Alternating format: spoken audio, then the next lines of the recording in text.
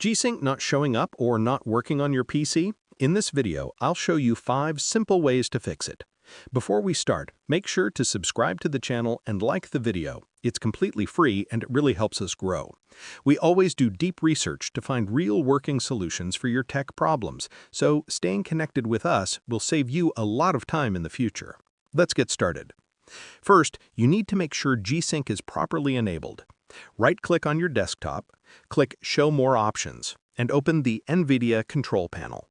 On the left side, expand the Display menu and select Setup G-Sync. Check the Enable G-Sync box and choose Enable for Full Screen Mode. Apply the settings. If that doesn't work, enable V-Sync from the Nvidia Control Panel.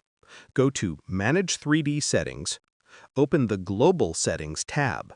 Scroll down to Vertical Sync and turn it on. Apply the settings and restart your PC. Next, try updating your graphics drivers. Open GeForce Experience. If you don't have it installed, download it from Nvidia's website.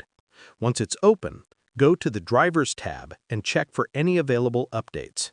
Download and install the latest driver, then restart your PC. Another option is resetting Windows settings. Search for Reset this PC in the Start menu. Open it and click the Reset button.